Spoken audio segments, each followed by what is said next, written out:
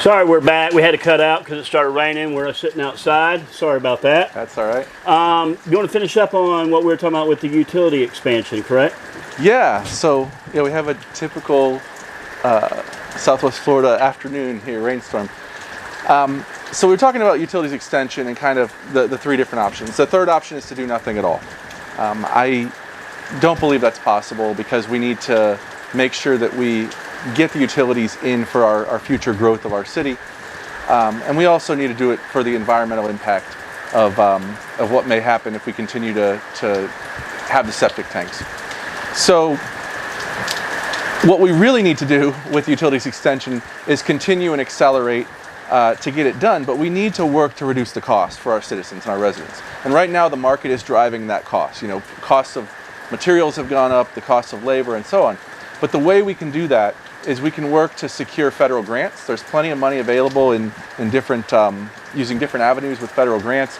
In fact, the city just recently, a few months ago, got a $25 million grant from the Department of Environmental Protection because of the environmental impact of septic and things like that, that was able to reduce the cost of the assessments for some of these areas by as much as $5,000. Now, so when somebody's facing a $35,000 assessment, there's not much of a difference between financing $35,000 and $30,000. So it's really hard to get back to where we were, back several years ago when the cost of things weren't crazy. But another way that we can drive the cost down, at least incrementally, is by working to bring in national bidders, right? Right now, there are very limited people, companies and vendors who are bidding these projects, and we need to bring in more national bidders for competition so that we can drive the cost down for the assessments. All right, so that was actually, a lot of people are wondering about that too. So now what about the property tax and the school tax and all that? It seems like we got assessments going on every year. Yeah, so one of the responsibilities of the council is to set the ad valorem, property taxes and also the assessments. So we sort of have a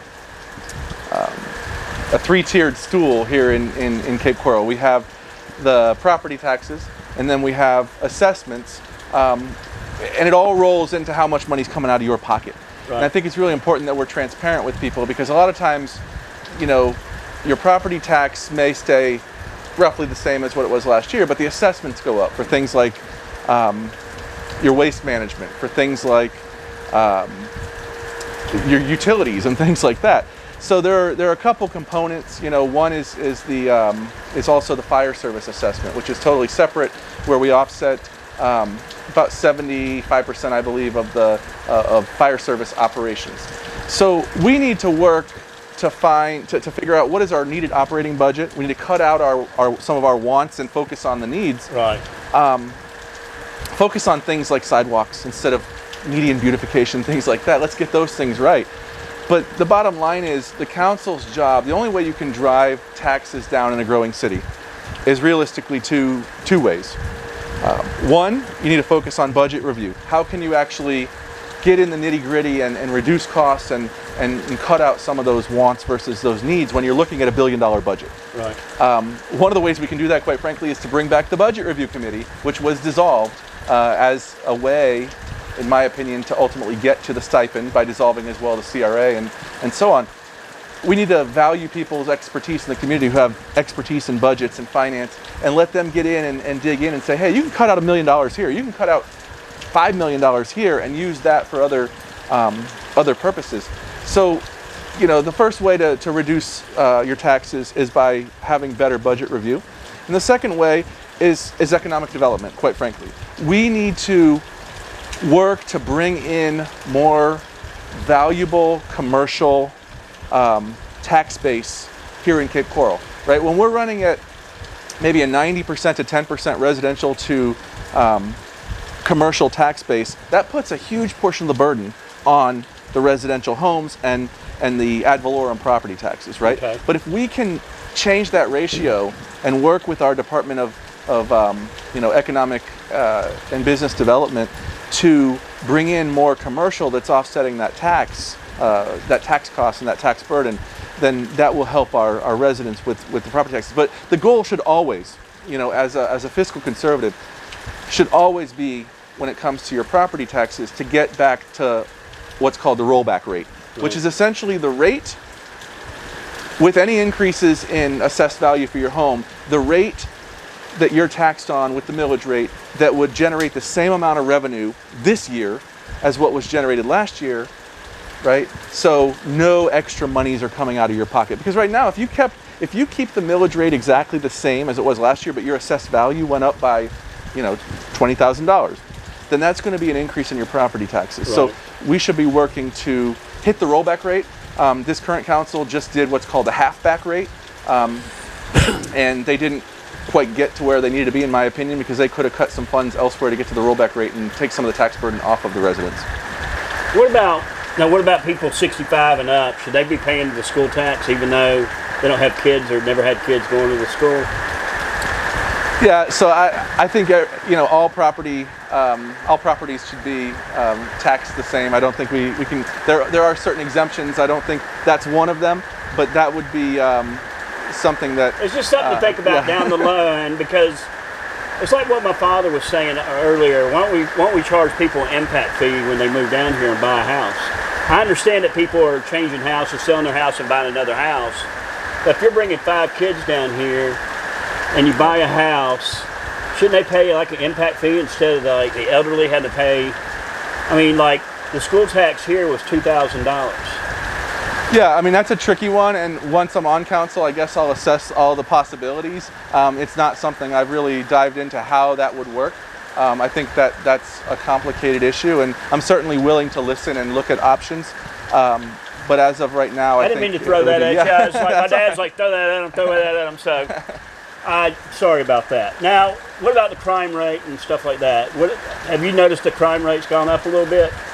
Yeah, I mean, I think anecdotally, as you grow, there are going to be more, issues that people start to notice. But I think Cape Coral overall, and I think this is factual based on data, is one of the safest cities in the entire state of Florida. And I have a lot of respect for our police force. I think that we need to bring them up to the 75th percentile in terms of pay. They do a hell of a job. I know that for sure. They do a hell of a job. They are putting their lives on the line for us on a daily basis, and we need to work to retain our police force by finding solutions. I will say the City Council just found a solution to add $3 million so that they could bring the pay rate up for certain officers and certain personnel up by about 10% in the interim before the next contract is negotiated because of cost of living. I think the City Council should have done that differently, because what they did, I just mentioned a minute ago, we should have got to the rollback rate, which wouldn't have cost you any additional property taxes, but they went to the halfback rate. So your taxes are, from the property perspective, are going to increase effectively by 2.5% to 3%. But the reason why they did that was to get to the raise for the police by that 10% while we're waiting on the contract. But what the city should have done is they should have found that $3 million in our $1 billion budget by cutting things out or redistributing things like the $16 or $18 million we're going to spend on JC Park, right? In a $1 billion budget, I can find $3 million where we're not going to have to charge you more in your taxes to also take care of our police. It's so easy just to charge the taxpayers more money. I mean, the police definitely deserve their raise. I mean, that and the fire department. I think the fire department and the police department, they definitely deserve a raise because they do a hell of a job out there. Absolutely. So, going from that to how are we going to get more businesses like what you were talking about earlier? Bringing in more business like corporations and restaurants and bars. I mean, I know we got plenty of bars, but what can we do? Yeah. What can you do, or what will you do, or try to do to bring more businesses here? Well, one of the things we need to do is work with our Department of Economic and Business Development on the Economic Development Strategic Plan. And I've actually been blessed to be able to sit on a couple of those panels, the Economic Development Strategic Planning, a panel for that, and give my input. But what we need to do is find ways to attract diverse businesses and things, in my opinion, that are more, in some ways, technology oriented. So we need, as we grow into the future, we need technology type campuses, not schools. I'm referring to things like, campuses like you see in Fort Myers for Gartner, for example, or for Arthrex, right? Where we're going to have higher wage jobs that are going to keep our people here in the community while also increasing the commercial tax base. I will say that I think a couple of the projects that are going in Cape Coral right now are excellent for our future. And then others, are a little bit more controversial, but one is what's called Cape Coral Grove. There's 130 acres up in the northwest, located directly behind Bubba's Roadhouse and the German American Club. And that's going to be our new town center in that 130 acres, where the city recently just did something innovative and first of its kind way to structure how we're going to be able to work with that development, with the infrastructure costs that are going to be offset by the work that those developers are going to do. But the idea there is to do something, from what I've seen, that's similar to like a Gulf Coast town center / Coconut Point, where you have mixed use. You have outdoor spaces that are usable for performance and things like that. You have some higher end condos, but you also have, think of a much larger mixed use development that will be a town center similar to your Cape Harbor, but bigger and better for the community. And the other thing is we have Victory Park, which is going to be happening up in the northeast, up near the VA hospital. That one's up to about 230 acres. So we need to work creatively with these folks on these large swaths of property to make sure we're bringing that commercial tax base in, but also creating jobs for people, right. And especially for our young people who are coming up in workforce, to keep them here. And the way we do that is through proper tax incentives, through TIF incentives, so tax increment financing, working with them on how the infrastructure is going to get put in place, and also working with them on special districting and things like that, which I know both of those that I just described are going to be utilizing to be able to get those projects done. So those are great growth for our city. They're in the right place, in my opinion, at the right time. We're seeing some things in South Cape Coral, and I think progress is inevitable.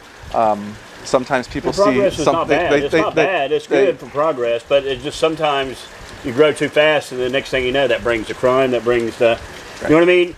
And then the other thing is, like the apartments that we're building up. I mean, we have, how many apartment buildings are we building in Cape Coral right now? It's like everywhere you turn, you see, it's just like Fort Myers. And interestingly, I just read an article, I think Larry Nygaard is one of the apartment developers for projects here in Cape Coral, including some of the ones that are happening in South Cape Coral on Cape Coral Parkway. Right. And there are going to be several hundred units added down there, and there's a few thousand units that are in the works here in Cape Coral. And he's saying they're putting the brakes on any future projects right now because they're starting to see that the demand isn't going to be there, and there's going to be a little bit of a glut with how many apartments we have available. And so we do have to be careful, but I am a believer in supply and demand, right? I believe in the free market.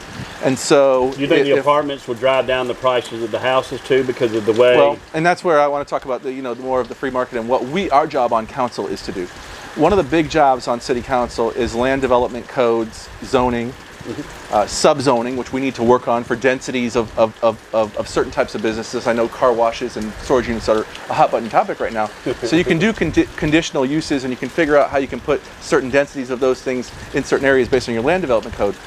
But what we need to do as a council is make sure that you're not taking, I mentioned Hunter's Run, right? It's over, for those who don't know where Hunter's Run golf course is, it's a historical golf course, been successful, still successful to this day. I've seen the books because we had an opportunity to potentially purchase it when this was going on.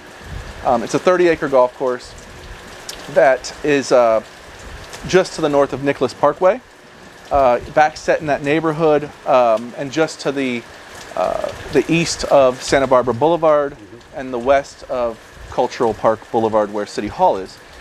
And so one of our jobs on council is land use, what's called the Future Land Use Map and the Comprehensive Plan through 2050. Right.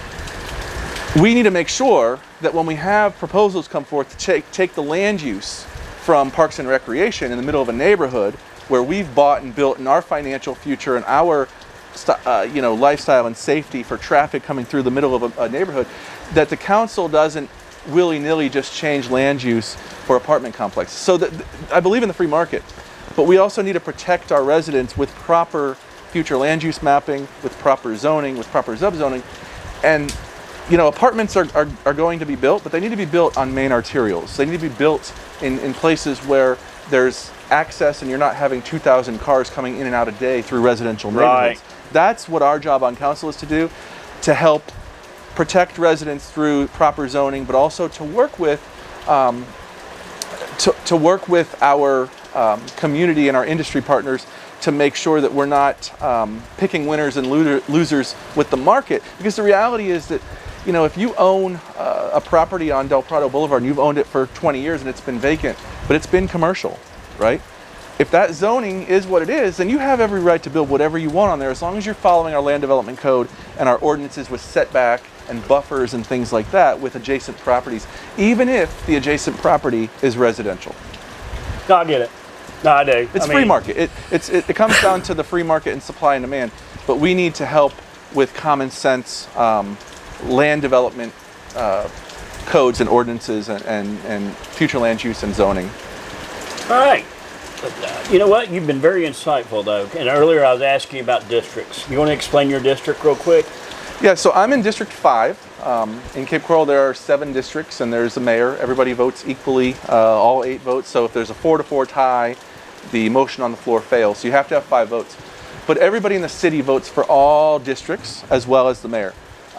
But you do have a representative in your district. So I'm in District 5. Everybody has, their district boundaries. Mine, essentially, if you think of it on the west side of the city, where the intersection of Burnt Store and Pine Island Road is, and Veterans Parkway wraps around the Veterans Extension. Sandoval is sort of the first big sliver, and then the southern boundary is Veterans Parkway over to about Santa Barbara Boulevard, and then it kind of cuts up to the north and over as you head east to Cultural Park Boulevard, and the northern boundary is essentially Pine Island Road. But every district has a relatively equal population distribution, and I will represent my district and big issues in my district. But I also think that the issues in my district are a lot of the same issues that we're seeing across the district, right? Infrastructure, right? Which encompasses, getting our roadways right for traffic, which encompasses stormwater management, which encompasses, making sure we have proper water quality, and all of those things are part of our infrastructure and protecting and keeping our green spaces. But I'm in District 5, and so I will be the representative for District 5, but we do vote at large, and so I will represent everyone in the city, and so anyone in the city can come to me, and I'm happy to help, and I will always listen, and that's who I am as a leader, is someone who listens and tries to problem solve. Excellent. You want to finish up with anything else? Go ahead. Sure. So I would love, if you would like to check out my website. Again, my name is Charlie Pease. I'm running for City Council District 5. My website is votecharliepease.com. That's CHARLIEPEASE. And, again, I'll say that I'm somebody who cares so much about the future of this city and getting it right.